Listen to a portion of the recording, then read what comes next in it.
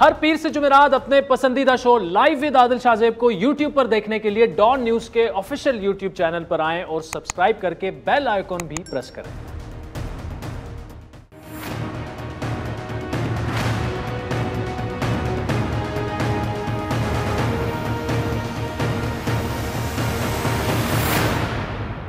अस्सलाम वालेकुम, मैं हूं आदिल शाहजेब। हुकूमत और नून लीग के दरमियान महाजराई दिलचस्प मरहले में दाखिल हो चुकी है। हालिया बड़ी पेशरफ्त नून लीग की जानिब से हुकूमत को फौरी घर भेजने के लिए हर हरबा इस्तेमाल करने का उसूली फैसला था। यह वो फैसला था जिस पर नून लीग कंफ्यूजन और धड़ेबंदी का शिकार थी, लेकिन मरियम नवाज के ताज़ा बयान के बाद ये कंफ्यूजन तकरीबन अब खत्म हो चुकी है और नून लीग और अपोजिशन जमातों ने अदम एतमाद के ऑप्शन को इस्तेमाल करने की तैयारी पकड़ ली है। गो कि गुज़श्ता हफ्ते की असेंबली में अपोजिशन की शिकस्त के बाद अदम एतमाद का ऑप्शन भी ज्यादा कारगर साबित होता नहीं दिख रहा, लेकिन अपोजिशन की पुरएतमादी के पीछे कुछ यकीन दहानियों की भी सरगोशियां हो रही है और शायद इन्हीं यकीन दहानियों की जो है वो एक सेंस पाकर हुकूमत ने नून लीग के खिलाफ एक नया महाज खड़ा करने की भी कोशिश की है और एक बार फिर डील का ढोल पीटना शुरू कर दिया है। यह कहा जा रहा है कि नून लीग में बगावत परवान चढ़ रही है। गुज़श्ता एक नहीं बल्कि तीन वफाकी वज़रा ने गुज़श्ता रोज नून लीग पर डील मांगने के इल्जामात आयद किए और यहां तक कहा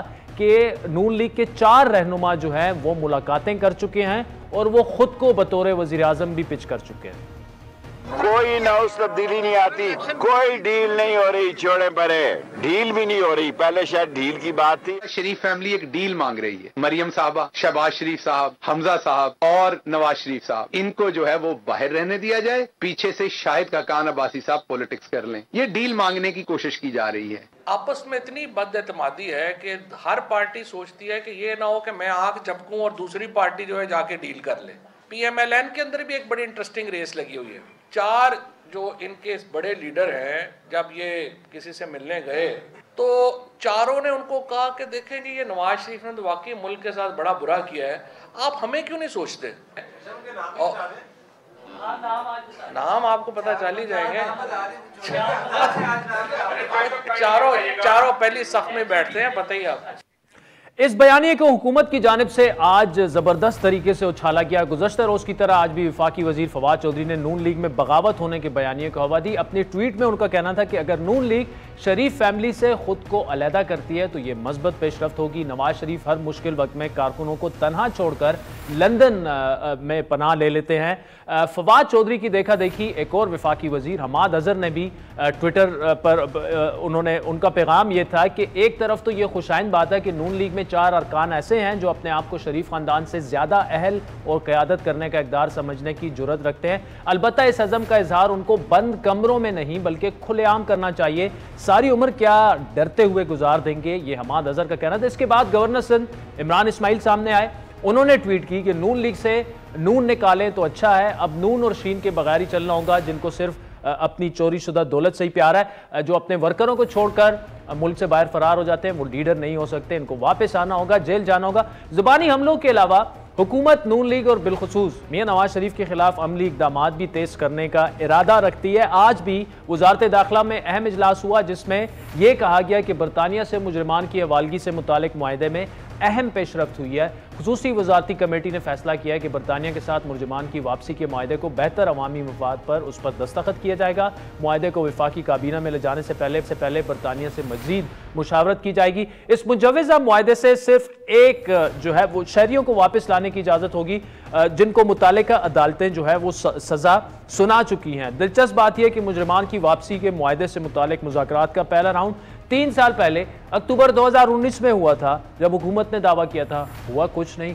अब अचानक से इस बैठक के पीछे हुकूमत का वो नया जोर है जिसके तहत नवाज शरीफ को वापस लाने के दावे और वादे किए जा रहे हैं। इस दौरान आज मरियम नवाज की जानिब से ट्वीट गई। नवाज शरीफ की तस्वीर लगाकर उन्होंने सराइकी गाने के बोल में अपने वालिद को पैगाम दिया कि वापस आ जाएं, आपकी ज़रूरत है। कुछ इसी तरह का मौक़िफ़ नवाज शरीफ के करीबी समझे जाने वाले नून लीग के सीनियर रहनुमा मियां जावेद लतीफ़ की जानिब से भी आज सामने आए।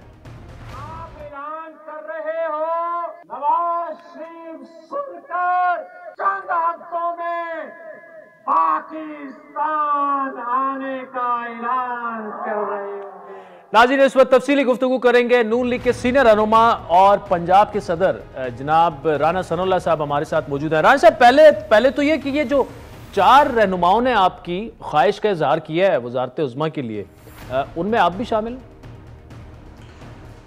देखें, किसी भी फ़र्द की जो कमिटमेंट है वो दीनी हो या सियासी हो, उसकी जो अना है, उसकी जो वफा है, उसका तमस्खुर बढ़ाना जो है ना, इससे और ज़्यादा घटिया और जो है वो गलीज़ जो है वो हरकत नहीं हो सकती। और बिलाशुबा ऐसी हरकत वही लोग करते हैं जो खुद जिनकी सोच इतनी ही घटिया होती है। तो मैं समझता हूँ कि ये जिन 2 अफराद ने ये बात की है, उनके अपने बड़े वीक एरियाज़ हैं, उन्हें चाहिए कि वो इन चीज़ों से थोड़ा बाज रहें, वरना उनके ऊपर फिर बात होगी तो शायद उनके लिए जो है वो फिर बर्दाश्त ना हो सके उनको। जिन जो अशारतन जो उन्होंने जिन नहीं सुन लें अशारतन जिस तरफ उन्होंने इशारा किया है जिन लोगों की तरफ, वो बड़े ही ऑनरेबल लोग हैं, बड़े सियासी तौर पे बड़े कमिटेड लोग हैं पार्टी के साथ। और मैं तो क्या, कोई भी उनके मतलब कम अज़ कम ये नहीं सोच सकता, उनकी सारी ज़िंदगी जो है वो पार्टी के साथ गुजर गई है। रिसेंटली इन 3.5 सालों में उन लोगों ने जो है वो इतनी सेक्रीफाइस की है, बर्दाश्त किया है, झूठे मुकदमे, जेलें। तो इस किस्म का एक तमस्खुर के अंदाज में बात करना जो है, ये मैं समझता हूँ कि ये बड़ी घटिया हरकत है। और अगर फिर इस तरफ को बात चल पड़ेगी तो फिर आपको पता ही है कि फिर 1 दफ़ा 2 दफ़ा बर्दाश्त होती है, फिर तीसरी दफ़ा तो फिर वैसा ही जवाब जो है वो आ जाता है। तो मैं नहीं चाहता कि इस हद तक जो है वो किसी को जाना चाहिए। ठीक, अच्छा राना साहब, ये जो 4 रहनुमाओं की बात की और इशारतन, तो इसका मतलब आपको भी पता होगा और हमारी जो मालूमात है कि वो एहसन इकबाल साहब, मिफ्ता इस्माइल, शाहिद खाकान और अयाज सादिक की जानिब वो इशारा कर रहे हैं। तो यही 4 आप भी समझते हैं या किसी और का भी नाम? नहीं, चले यानी 4 जो हमारे जो सीनियर 3 लोग हैं, उन्हीं में से किसी 4 का नाम ले रहे होंगे ना, या उनका इशारा। समझना क्या है, इसमें तो है ही कोई नहीं, यानी झूठ ही बोलना है ना आपने। यानी जब मैंने अपने पास से एक अवहाम डालने के लिए, यानी बगावत इनकी अपनी जमात में हो रही है, जिस दिन ये मिनी बजट था उस दिन जो वो कहते हैं पंजाबी में कि छित्रों में दाल बटी है, वो सारी दुनिया को पता है। तो ये अब उस तरफ से ध्यान हटाने के लिए जो है वो इस तरह से जो है वो किसी के ऊपर भी इल्ज़ाम लगाएं, ये 4 हों या कोई इनमें से और भी हो, तो ये मामला जो है ये बड़ी घटिया हरकत है। और ये इन साहबान ने जो है ये जो हरकत की है अपनी, अब इनकी अगर मैं फिर ज़ातियात पे जाऊं तो मुझे तो ये बात भी अच्छी नहीं लगी। और मैं तो ऐसी बात करनी जो है वो मुनासिब नहीं समझता कि आप कम अज़ कम किसी की कमिटमेंट जो है उसके ऊपर जो है वो किसी को हक हासिल नहीं है कि जब तक कोई चीज़ जो है वो सामने ना हो कि आदमी तमस्खुर उड़ाने के अंदाज में जो है वो बात कर दे। अच्छा राना साहब, इसमें ये फरमाएगा कि ये इशारा, अगर हमें पता है कि जो आपके 4 सीनियर रहनुमा उनकी जानिब वो कर रहे हैं, लेकिन उनकी ये मुलाकातें हुई कि अगर नहीं भी हुई, लेकिन किस जानिब वो इशारा कर रहे हैं कि किन से उनसे नहीं देखें मामला ये है कि अगर उनका इशारा इसी तरफ होगा ना, एस्टेब्लिशमेंट के लोगों की तरफ।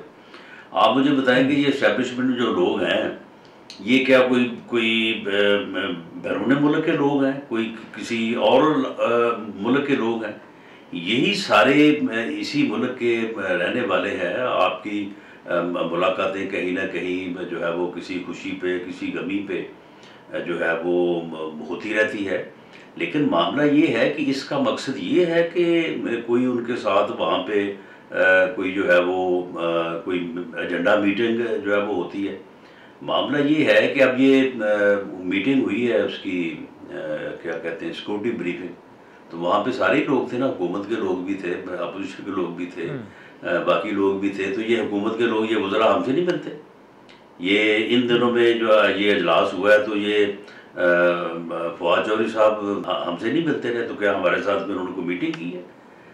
वो हमारे साथ कुछ साजिश किया। मैं कह दूँ कि जी फवाद चौधरी ने मेरे साथ ये बात की है, अपने पास से बना के मैं बात छोड़ दूं, तो ये मैं समझता हूँ कि ये कोई यानी वज़ेदारी वाली, ये बंदे को अगर चले आपने मुखालिफ के खिलाफ कोई ऐसी बात करनी भी है तो कम से कम कोई अपनी इज्जत का जो है वो ख्याल रखें।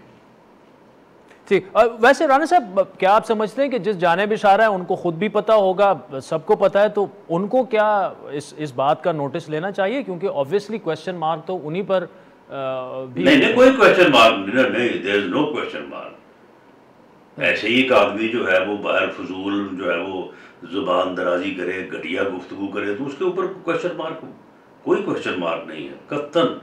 मैं नहीं समझता कि किसी को भी जो है वो इस घटिया गुफ्तगू का जो है वो जवाब देना चाहिए।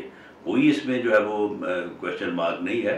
और दूसरी बात है, आपको पता ही है कि पिछले 30 साल से तो मियाँ शहबाज शरीफ साहब को जो है वो कहते आ रहे हैं, बल्कि अभी 6 महीने पहले तो ये था कि जी वो मियाँ नवाज शरीफ साहब के खिलाफ बगावत करने को तैयार हैं, तो अब आप इन्होंने और 4 का हिस्सा लिया है। तो ये बिल्कुल जिस तरह से मैंने अर्ज किया, ये बड़ी घटिया गुफ्तगू है, इससे इनको परहेज करना चाहिए।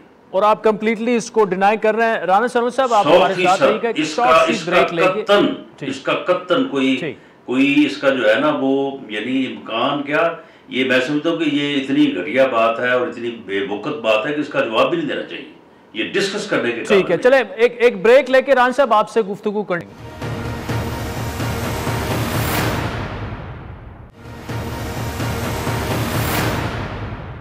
Welcome back. नाज़रीन, नून लीग पंजाब के सदर राना सनाउल्लाह साहब हमारे साथ मौजूद है। राना साहब बहुत शुक्रिया। 25 तारीख को पीडीएम के सरबराही इजलास में ये हतमी तौर पर फैसला होना है कि अदम एतमाद जो है वो करवाई जाए। इस खबर में कितना वजन है कि ऑलरेडी डिसाइड हो चुका है, सिर्फ उसका रस्मी ऐलान बाकी है? नवाज शरीफ साहब हैज़ एग्रीड, मौलाना साहब भी ऑन बोर्ड हैं और जरदारी साहब भी मान चुके हैं। नहीं, देखिए, जो मेरी एक सियासी कारकुन के तौर पे अंडरस्टैंडिंग है, अदम एतमाद अगर इससे पहले हो सकता होता तो कोई उससे परहेज नहीं थी, कोई उससे ममानत नहीं थी। जब भी नंबर पूरा हुआ, अगर इससे पहले हो जाता तो बिल्कुल अदम एतमाद किया जाता। क्यों ना किया जाता? पंजाब में अगर होता तो पंजाब में किया जाता, क्योंकि पंजाब अगर हुकूमत गिरती है पीटीआई की, तो फिर वफाकी हुकूमत तो अगले 7-8 दिन की मार है। तो इसलिए इससे पहले भी कतन कोई ऐसी ममानत नहीं थी किसी भी तरफ से, किसी जमात की तरफ से या किसी लीडरशिप की तरफ से कि ये अदम एतमाद का नंबर आपके पास पूरा है, लेकिन आप ना करें। क्यों ना करें? अब जो बात हुई है, अब मेरा ख्याल है कि इस बारे में कोई सीरियस एफर्ट्स जो है वो करने का शायद फैसला हो। और वैसे भी जो इलेक्शन ईयर होता है या जिसे आप आखिरी साल कहते हैं, तो उसमें इस किस्म की एफर्ट्स की कामयाबी के चांसेस ज़्यादा होते हैं, क्योंकि इत्तेहादी जो हैं, अब हो सकता है कि पहले तो वो नहीं थे इस पोजीशन में कि वो छलांग लगाएं, लेकिन अब जैसे जैसे वो देखेंगे कि वक्त करीब आ रहा है और जो मुल्क का बेड़ा गर्क इन्होंने किया है और जिस तरह से लोगों का जो हशर नशर हो गया है महंगाई की वजह से, इकॉनमी बैठ गई है और पूरी यानी मुल्क की मौशत को जो है उन्होंने सरेंडर कर दिया है, तो अब वो इस लाइबिलिटी से, इस जिम्मेदारी से जो है वो जान छुड़ाएंगे और वो अब छलांग लगाएंगे इस कश्ती से। तो फिर इस सूरत में जो ये अदम एतमाद है, हो सकता है कि अगर पहले नंबर पूरा नहीं था तो अब उसके होने के ज़्यादा चांसेस हैं।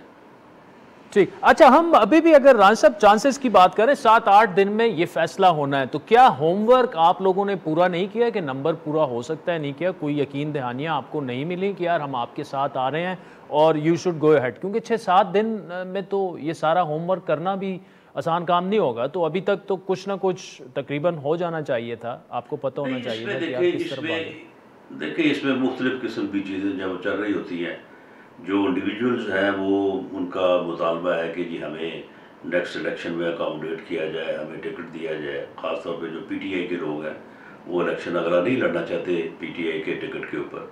जो इत्तेहादी हैं वो ये तो कहते हैं कि जी हम बड़े बेबस हैं जनाब, बेड़ा गर्क कर दिया है इसने, ये किसी की नहीं सुनता और इन्होंने और कोई किसी बात का इनको ऊपर असर नहीं होता, हम बड़े परेशान हैं। तो फिर साथ ही ये भी कहते हैं कि जी देखें, हमें मजबूरी है, हम जो है वो अगर उस तरफ से हमें जो है वो मजबूरी हुई तो फिर हम क्या कर सकते हैं। तो ये इस किस्म की जो है वो चीज़ें हैं, इस किस्म की गुफ्तगू जो है ये जब भी पिछले 2-3 मौके आए तो उसके ऊपर चलती रही है। तो मैं समझता हूँ कि इसके ऊपर कोई डेफिनेट बात इससे पहले भी नहीं थी, अगर होती तो उसको बिल्कुल मटेरियलाइज किया जाता। अब जब दोबारा से कोशिश करने की जो है वो सूरत पैदा हो रही है, तो मैं समझता हूँ कि जैसे जैसे इनका वक्त करीब आएगा तो इन कोशिशों में ज़्यादा जोर और ज़्यादा बेहतरी आने के चांसेस हैं। ठीक, अच्छा राना साहब, शहबाज शरीफ क्या वज़ारत उज़्मा के उम्मीदवार हो सकते हैं? अगर अदम एतमाद की तरफ बात गई तो ऑब्वियसली आपने पूरा होमवर्क करना होगा, और नून लीग क्या ऐसी सूरत में हुकूमत में शामिल हो सकती है? जी, इस बारे में जो अब तक मैं आज की बात कर रहा हूँ, इससे पहले जितनी भी हमारी डिस्कशन हुई है, हमारी पार्टी जो है इस बारे में बड़ी क्लियर है कि अदम एतमाद हो या गवर्नमेंट जो है वो सियासी जदोजहद के नतीजे में जो है वो मुस्तफ़ी हो, हमारा मुतालबा फ्री फेयर इलेक्शन है विद ज़ीरो पॉलिटिकल इंटरफेरेंस। कोई सियासी मुदाखलत नहीं होनी चाहिए किसी तरफ से भी, मतलब आप और फ्री फेयर इलेक्शन होना चाहिए। हमारी मंजिल, हमारा बयानिया, हमारी डील, हमारी मुफाहमत, हमारी मुज़ामत, हर चीज़ जो है वो फ्री एंड फेयर इलेक्शन के लिए है। इसके अलावा और किसी चीज़ में हमारा कोई इंटरेस्ट नहीं है, ना हम हुकूमत बनाना चाहते हैं और ना ही जो है वो हम ऐसी सूरत में जो है वो ये चाहते हैं कि हुकूमत जो है वो बनाई जाए। हम चाहते हैं कि ये रिग इलेक्शन की पैदावार है, ये पार्लियामेंट और ये जो गवर्नमेंट है ये ख़त्म हो और उसके बाद फ्री एंड फेयर इलेक्शन। ठीक, राना साहब आखिर में जाते हुए ये बताइएगा कि मियाँ साहब का क्या वापस आने का फिलफोर कोई इरादा है? आज अयाज सादिक साहब ने भी कहा कि वो जल्द वापस आ रहे हैं, मरियम नवाज साहिबा ने बड़ी मानी खेज ट्वीट भी की, तो कोई डिस्कशन हो रही है और वो आ सकते हैं, पॉसिबिलिटी है अगले चंद हफ्तों में? नहीं, आप मुझे बताएं कि ये मैं कैसे कह सकता हूँ कि मियाँ साहब के वापस आने की डिस्कशन नहीं हो रही, वापस आने की बात नहीं हो रही। और मियाँ नवाज शरीफ से अगर कोई भी पूछे, मैं पूछूँ, आप पूछें, तो वो क्यों नहीं ये कहेंगे कि हाँ मैं बहुत जल्द जो है वो वापस आ रहा हूँ, मैं अपने मुल्क वापस आना चाहता हूँ। वो अपने मुल्क क्यों वापस आना नहीं चाहेंगे? लेकिन ये तयन कि वो दिसंबर में आएंगे या फरवरी में आएंगे, ये तयन जो है वो सिर्फ और सिर्फ मियाँ नवाज शरीफ ने करना है। पार्टी से वो ज़रूर मुशावरत करेंगे, पार्टी से मुशावरत उन्होंने पहले भी की थी और पार्टी ने उनको मशवरा यही दिया था कि आप अपने इलाज को मुकम्मल करवाएं, अपनी सेहत जो है वो आपकी टॉप प्रायोरिटी है और उसके बाद जो है वो आप जो है वो वापस आए। तो इसलिए इस बात का ऐलान जो है वो मियाँ नवाज शरीफ साहब खुद करेंगे। जब उन्होंने आना हुआ तो वो ऐलान करेंगे, खुद करेंगे, बताएंगे कि मैं फलां डेट को जो है वो आ रहा हूँ। वो मुझे या किसी और को बताने की जरूरत नहीं पड़ेगी। ठीक है, चलें। राना सनाउल्लाह साहब, thank you so much for joining अस। नाज़रीन, वक्त तो चाहते हैं जिसके बाद आपसे दोबारा मुलाकात।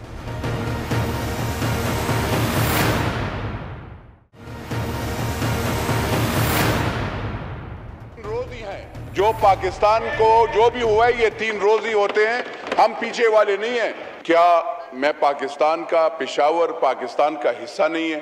पाकिस्तान में 4 ही जिले हैं, एक सुवात है, एक नौशहरा है, एक सवाबी है और एक वहां पे मियावाली है।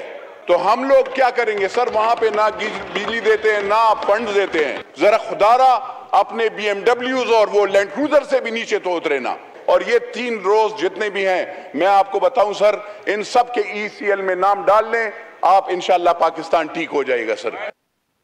करप्शन की बात हो रही है सर, करप्शन अगर किसी ने भी किया है उसकी अकाउंटेबिलिटी अक्रॉस द बोर्ड होनी चाहिए, एक सिंगल उस पर नहीं होना चाहिए, हर एक वो करें। आपने लोगों को एहसास प्रोग्राम तो बनाया, मैं कहता हूं उसके बजाय बिजली सस्ती कर लेते, डीजल सस्ता कर लेते, ये कोई गरीब आदमी को जिससे फायदा हो, बेकारी लोगों को ना बनाएं। बदकिस्मती से यहां पे ऐसे काम हो रहे हैं। कितनी दवाइयां इन 2 सालों में रजिस्टर हुई हैं? क्या हमें ये बता सकते हैं? वो जो भी वो नॉन इलेक्टेड आ जाते हैं, वो अपना काम करके इमरान खान के नाम पे वो करके चूना लगा कर चला जाता है। कहते हैं कि जी बिल्कुल हम PTI के टिकट पे जीते हैं और इमरान खान साहब के साथ खड़े हैं, लेकिन इसका ये मतलब नहीं होता कि गरीब पे जुल्म हो रहा हो और नॉन इलेक्टेड बंदे अवाम की राय के बगैर कोई चीज महंगी कर रहे हो और हम उस पर खामोश हो जाए। नाज़रीन, गुफ्तगू आपने सुनी। Noor Alam Khan member national assembly हैं पाकिस्तान तहरीक इंसाफ के पेशावर से, और ओवर द पीरियड ऑफ ये जो आपने पिछले 2 साल में उनकी मुख्तलिफ तकरारी देखी, लेकिन अब तो मामला यहाँ तक पहुँच गया कि वो प्राइम मिनिस्टर को डायरेक्टली भी चैलेंज कर रहे हैं और साथ में ये कह रहे हैं कि ये पहले 3 रो में जो लोग बैठे हुए हैं, ऑब्वियसली पूरी कैबिनेट की बात करें, इनको इसी एल पे डाल दें।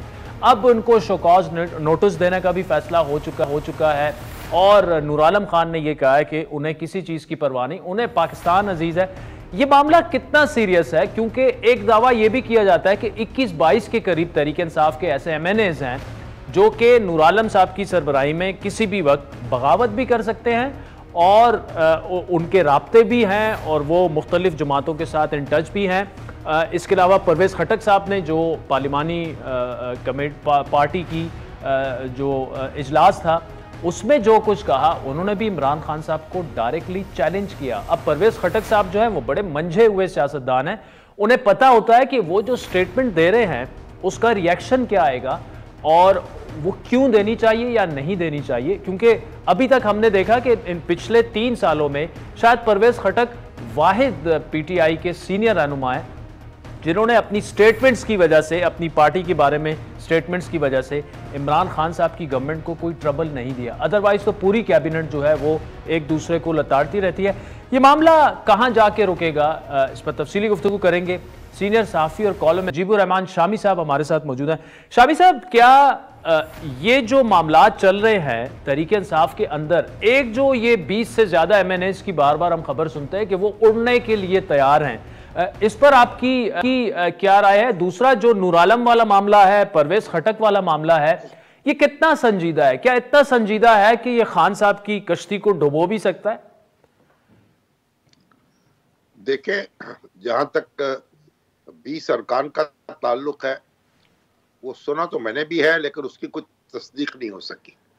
जब जहांगीर तरीन साहब ने बगावत की थी तो उन्होंने ये शो कर दिया था कि उनके साथ अरकान असम्बली की एक अच्छी खासी तादाद मौजूद है, लेकिन फिर उनका मामला मेरा ख्याल ज़्यादा बिगड़ा नहीं, कुछ बन गया और वो जो बगावत थी वो ठंडी पड़ गई।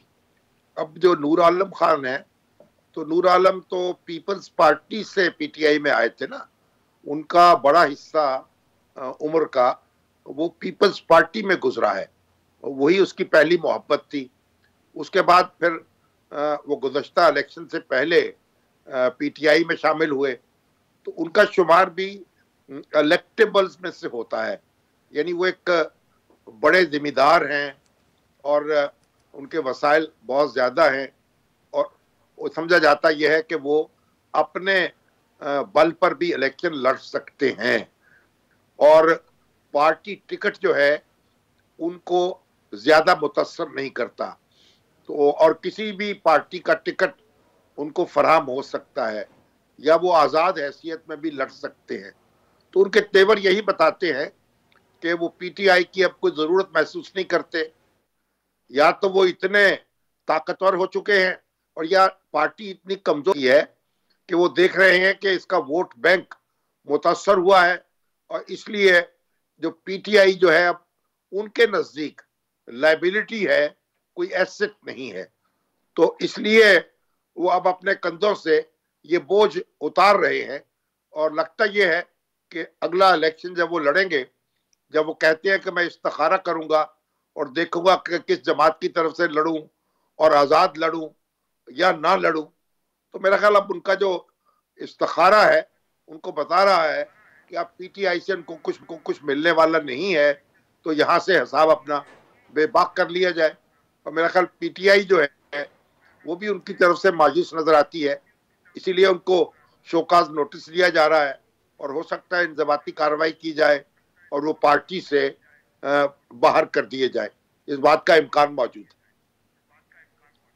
ठीक, अच्छा शामी साहब, ये बताइएगा कि एक तरफ 25 को अब PDM ने डिसाइड करना है अदम एतमाद करनी है या नहीं करनी, कंफ्यूज सी खबरें आ रही हैं। अभी भी लग रहा है कि तीनों जो सियासी रहनुमा हमारे, मौलाना साहब हैं, नवाज शरीफ साहब हैं, शहबाज शरीफ साहब, और इस तरफ जो है वो जरदारी साहब है, कंफ्यूजन अभी तक मौजूद है। कोई हतमी फैसला अभी तक ये लोग नहीं कर पाए। क्या इसमें कोई संजीदगी या कोई सीरियसनेस या कोई खतरा आपको महसूस हो रहा है इमरान खान साहब के लिए? मुझे तो फ्रैंकली स्पीकिंग यही लग रहा है कि जो 3.5 साल उन्होंने गुजार लिए, आगे भी इसी तरह मामला चलता रहेगा। ओपोजिशन की कोताही, मैं नाअहली तो नहीं कहूंगा, लेकिन कंफ्यूजन की वजह से।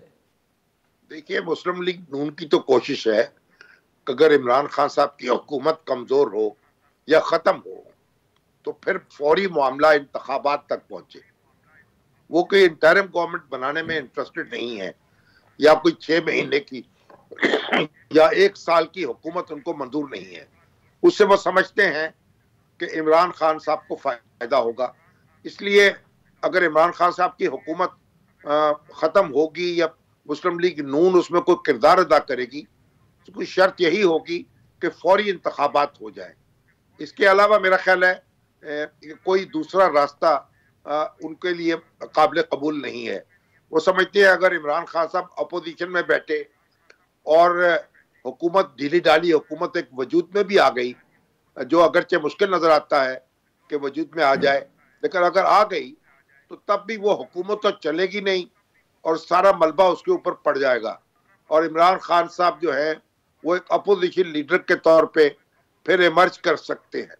तो इसलिए मुस्लिम लीग नून के अंदर तो यकसुई नहीं है, और नवाज शरीफ साहब तो किसी तौर भी यानी इस वक्त तहरीक अदम एतमाद के मशगले में शरीक होना नहीं चाहते। तो मेरा नहीं ख्याल है कि तहरीक अदम एतमाद जो है वो कोई वायबल ऑप्शन है अपोजिशन के सामने, क्योंकि उसके बाद जो कुछ होगा फिर उसके बारे में कुछ तयक्कुन से बात नहीं की जा सकती, लेने के देने भी पड़ सकते हैं। लेने के देने भी पड़ सकते हैं। मुजीबुर रहमान शामी साहब ने समअप कर दिया अपने पूरे तज्जिए को कि लेने के देने पड़ सकते हैं। नाज़रीन, वक्त तो चाहता है एक ब्रेक का, जिसके बाद साबिक दिए बशीर मेमन साहब हमें ज्वाइन करेंगे हमारे साथ।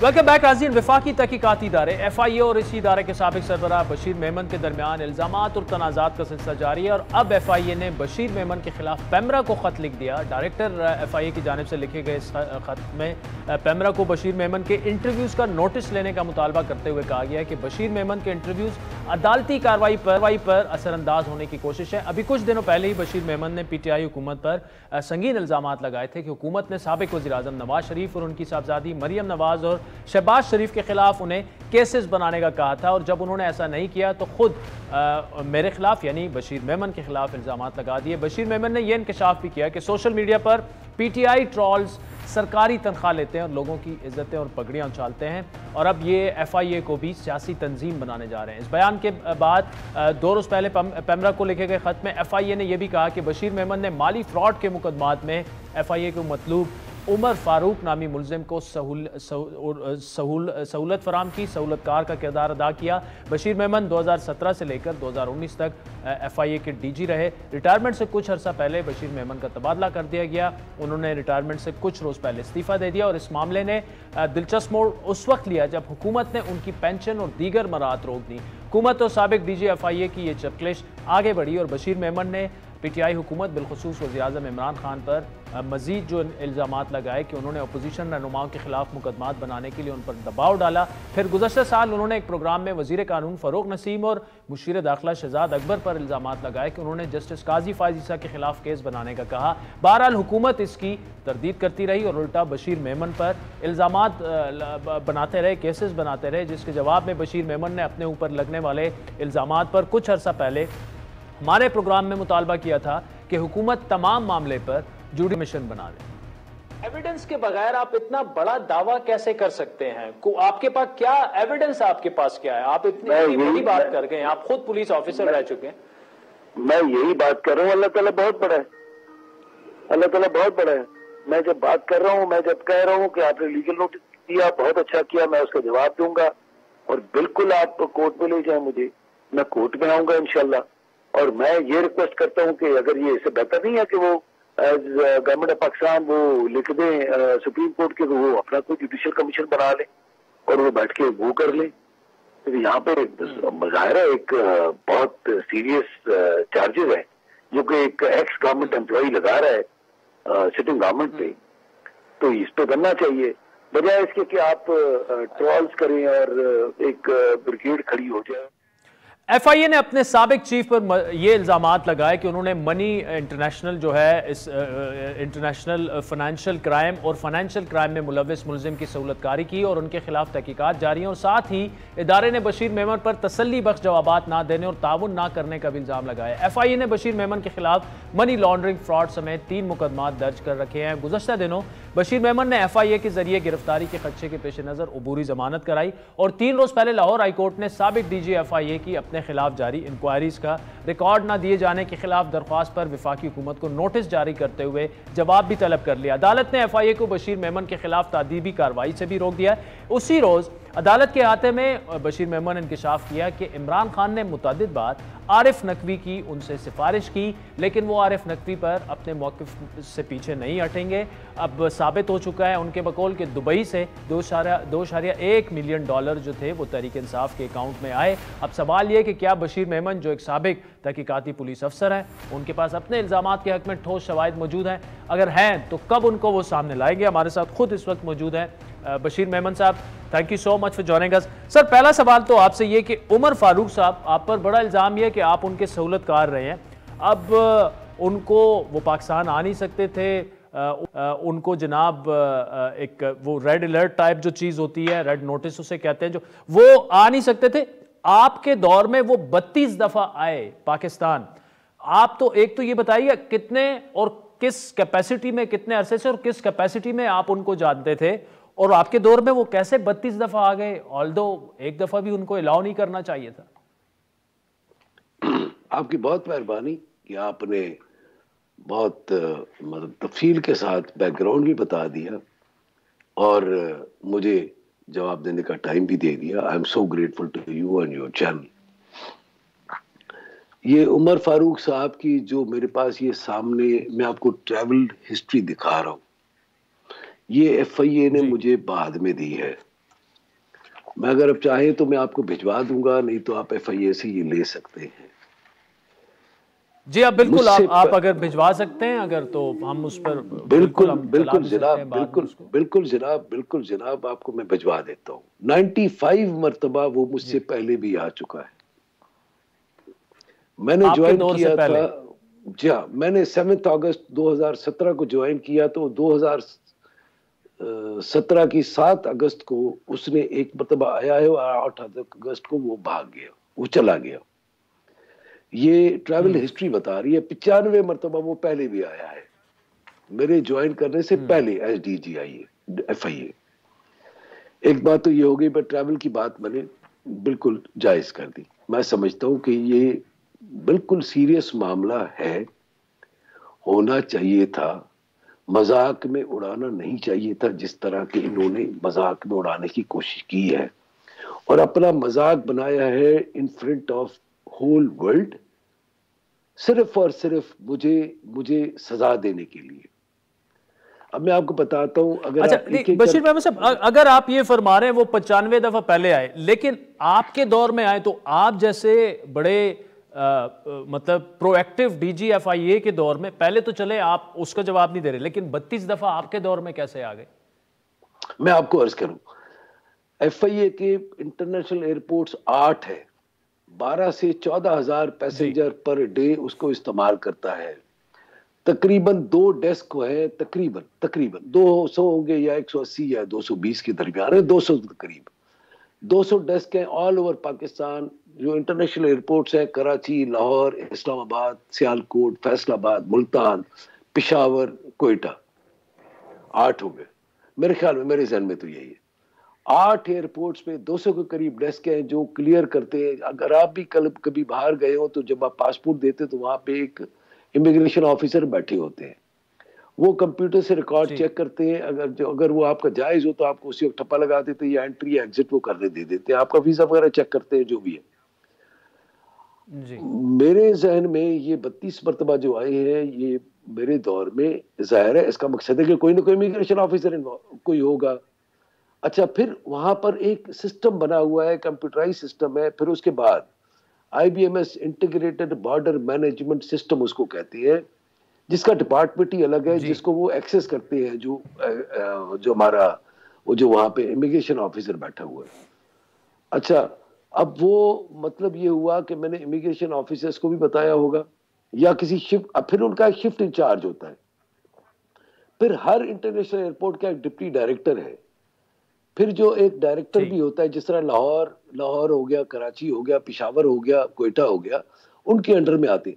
फिर जो मुझे नोटिस देने वाले अफसर हैं, डॉक्टर रिजवान साहब, वो खुद डायरेक्टर इमिग्रेशन थे उस दौरान में, उनका भी कोई काम होगा। फिर एडिशनल डायरेक्टर जनरल उस वक्त वाजिद जिया साहब थे, कोई काम होगा। या अकेले सिर्फ और सिर्फ ये 14,000 पैसेंजर्स की रिस्पांसिबिलिटी पूरे पाकिस्तान की 24 घंटे की सिर्फ और सिर्फ DGFIA की है, या इस पूरे सिस्टम की है? सर आपका वर्जन बिल्कुल ये बिल्कुल आ गया है मेमन साहब, लेकिन यहाँ पर सवाल ये कि आपके बेटे ने फेसबुक पर इसी बंदे की तस्वीरें भी अपलोड की हैं, मुलाकातें भी उससे की हैं, तो एक लिंक वहाँ पे एस्टेब्लिश हो रहा है। इसीलिए सवाल आपसे ये बनता है, आप अगर उसको जानते हैं तो आपके बेटे ने इस तरह किया। मैंने आपको अर्ज किया, जो फोटोग्राफ्स है मैं उसको अभी आपको बताता हूँ। ये फोटोग्राफ छपी है 27 दिसंबर को किसी नॉर्वेजियन जर्नल में। मेरे पास वो नहीं आया था, एक शेख आए थे जिनकी अगर आप चाहेंगे तो मैं उनकी भी फोटोग्राफ्स भिजवा दूंगा। फिर उन्होंने मुझे ड्यूरिंग जो उनके साथ सेशन हुआ था, जो जूम पे सेशन हुआ था, तो उन्होंने मुझे बताया था कि नहीं, ये मार्च की तस्वीर है। मार्च में मैं लिंक पे चला गया तो उनकी तस्वीर जो है 19 या 18 मार्च है। फैसल वावडा साहब है, फेडरल मिनिस्टर एनर्जी और वाटर रिसोर्सेज, मेरे ख्याल में इन दोनों उनके साथ फोटोग्राफ है। फिर उसी दिन मेरे ख्याल में उमर अयूब साहब के साथ फोटोग्राफ है, उनके ऑफिस में ऑफिशियल मीटिंग में।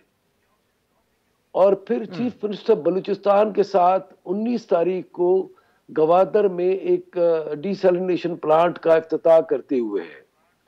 वो अखबार में फोटो आई है, ये सोशल मीडिया पे अवेलेबल है। अच्छा, अब मैं आपको एक अर्ज करूं, I am a police officer जी। अगर मेरा उसके साथ ऐसा कोई ताल्लुक होता, मेरे पास तो एक अरब आए थे जो पाकिस्तान गवर्नमेंट ऑफ सिंध के मेहमान थे। उन्होंने मुझे बताया कि जी गवर्नमेंट ऑफ सिंध के ये मेहमान आए हुए हैं, प्रोटोकॉल की गाड़ियां उसके साथ थी, गवर्नमेंट ऑफ सिंध की गाड़ी में आया था। पहले जिस तरह वो मुझे पता है पुलिस वाले का पहले आता है, एक ट्रैफिक वाला आकर के आपका घर देख करके जाता है और फिर वो आकर के वो जो गेस्ट होते हुए, मैं तो समझा था कि एक फॉरेन नेशनल है। अच्छा, अभी वो रिसेंटली आया था वही शेख जिसकी तस्वीर मेरे साथ आई है और मैं मुसीबत में पड़ा हुआ हूँ, मैं जवाब देता फिर रहा हूँ। उनकी अभी अभी तस्वीर मैं आपको एक और भिजवाऊंगा, जो प्राइम मिनिस्टर पाकिस्तान के साथ परसों तरसों भी वो मिले आकर के पाकिस्तान में। अच्छा, फिर प्रेसिडेंट ऑफ पाकिस्तान साहब ने एक वीडियो मैसेज भी जारी किया है उनके पाकिस्तान में $50 मिलियन की इन्वेस्टमेंट लाने पर। फिर एक तकरीब भी उन्होंने की है, 6 दिन पहले की बात है। मैं चले आपका मेमन साहब ये जवाब आ गया। मतलब आप ये कह रहे हैं कि वो सबसे यहाँ आके मिले हैं और आप उनको डायरेक्टली जानने से इनकार कर रहे हैं, ये भी कह रहे हैं कि कोई सहूलतकारी का आपने किरदार अदा नहीं किया। मुझे सर टाइम मेरे पास इतना नहीं है, 2-3 सवालात आपसे। आप बार बार ये कहते हैं कि नवाज शरीफ और मरियम नवाज और शहबाज शरीफ के खिलाफ केसेस बनाने का आप पर दबाव डाला इमरान खान ने। ये केसेस कौन से केसेस थे स्पेसिफिकली आप बताएंगे? क्या उनमें ऐसे केसेस हैं जो आपने नहीं किए किसी? जी, अभी मैं आपको थोड़ा सा एक अर्ज करूंगा। एक सबूत आपको मिल जाएगा जो कि केस फाइल में मौजूद है, जो कि मरहूम जज अरशद मलिक का वीडियो केस था, वो हमने इन्वेस्टिगेट किया था। उसमें मुझे कहा गया था कि चूंकि मरियम नवाज साहिबा ने जो प्रेस कॉन्फ्रेंस की तो जज टेरराइज हो गया, तो इसलिए मरियम नवाज साहिबा और जो उनके साथ प्रेस कॉन्फ्रेंस में बैठे थे वो सारे के सारे पाकिस्तान मुस्लिम लीग नवाज की जो क़यादत है, उन सबको टेररिज्म में जाना चाहिए कि जज टेरराइज हो गया। अच्छा, मैंने उस वक्त भी इनकार किया, मैंने कहा बाबा नहीं बनता, और ये मेरे ख्याल में यही रीजन बनी मेरे जबरदस्ती छुट्टियों में भेजने की। उसके बाद उसका सबूत इस तरह है कि वो केस को लेकर के जाया क्या मेरे बाद एंटी टेररिज्म कोर्ट में, फिर उसके बाद वो चैलेंज हुआ हाई कोर्ट इस्लामाबाद में। हाई कोर्ट इस्लामाबाद का उसका ऑर्डर फाइल पे पड़ा होगा, डेफिनेटली FIA की फाइलों में वो मौजूद होगा, और वो फाइल अभी भी जिंदा है। वो केस मेरे ख्याल में अभी भी चल रहा है, मेरा ख्याल है, मुझे पता नहीं है अभी का। लेकिन मैं आपको एक और अर्ज करता हूं कि ये सारी की सारी चीजें वो हुई नहीं। क्या ये मरीम नवाज साहिबा, मतलब शहबाज शरीफ साहब, शाहिद खाकान अब्बासी साहब, हमारे मिफ्ता इस्माइल साहब, जावेद वो जो है वो शेखुपुरा वाले, वो खुर्शीद शाह साहब, ये सारे के सारे क्या जेलों में नहीं रहे और ये क्या बाहर नहीं आए? क्या प्राइम मिनिस्टर पाकिस्तान ने अमेरिका में बैठ के ये नहीं कहा था कि मैं इनको छोड़ूंगा नहीं, मैं सबको जेल में डालूंगा? मैंने थोड़ी, अब ये तो मैंने तो नहीं, उनकी स्पीच राइटर मैं तो नहीं हूं, मैं तो स्पीच राइटर नहीं हूं। ठीक है, अच्छा मेमन साहब, चले ये तो आपने एक स्पेसिफिक केस बता दिया जिसकी वजह से आप ये कह रहे हैं कि मुझे घर भिजवाने की वजह बनी। वोटन क्लब दुबई का जो मामला है, 2.1 मिलियन की फंडिंग जिस पे इलेक्शन कमीशन ने भी वो उठाया, उस बारे में भी आपने ये कहा कि खान साहब जो हैं आरिफ नकवी की, उन्होंने सिफारिश की थी आपसे। एक बात मैं आपको अर्ज करूं, हमारे जो प्राइम मिनिस्टर है झूठ नहीं बोलते। उन्होंने मुझे कहा था कि आरिफ नकवी ने हमें पॉलिटिकली बहुत सपोर्ट किया है, और वाकई यकीन करें शाहजेब साहब, आपको ये यकीन होना चाहिए कि वो झूठ नहीं बोलते। ये साबित हो गया है। नहीं, लेकिन सर माजरत के साथ पॉलिटिकल सपोर्ट करना कोई बड़ी बात तो नहीं है। फाइनेंशियल सपोर्ट की अगर बात की हो फिर बात बने। सर मेरी बात सुने, मैं फाइनेंशियल सपोर्ट की ही बात कर रहा हूं। मुझे यही कहा था कि इसने मुझे बहुत फाइनेंशियल सपोर्ट की है, और वो साइमन क्लार्क मेरा चचाजाद भाई नहीं है, वो उसने एक किताब छापी है द की मैन, उसमें उसने दिया था वुंटन क्लब है किसका, वुंटन क्रिकेट क्लब दुबई, ये किसका है? दुबई, ये किसका है? दुबई का, ये आरिफ नकवी का है। उसने $2.1 मिलियन दिए हैं PTI को उसके फंडिंग में। मैंने आपको कहा, अब ये मेरा जुमला लेकर के ना, ये सारे जो ट्रोल्स हैं, मैं उनको एक जुमला दे रहा हूं कि जी हमारे प्राइम मिनिस्टर साहब झूठ नहीं बोलते, उन्होंने रिश्वत ली तो माना है, दुनिया के सामने मानते हैं, सबको बताते हैं कि मैं गलत फंडिंग लेता हूं, और दुनिया को बताते हैं कि बिल्कुल ये वो बात है। अब आ जाए, मैं थोड़ा सा अपने इदारे के लिए, हमारा इदारा है, उन्होंने मुझ पर जो निकाली है चीजें, हम जो क्वेश्चन उठा रहे हैं कि जी मैंने रेड नोटिस कैंसिल करा दिया, हम मजाक उड़वा रहे अपना, पाकिस्तान का, खुदा का वास्ता मजाक उड़वाना बंद करो। सिर्फ और सिर्फ ये नालायक टीम है, इन्होंने आइन नहीं पढ़ा, इंटरपोल का कानून का आर्टिकल 36 पढ़ ले।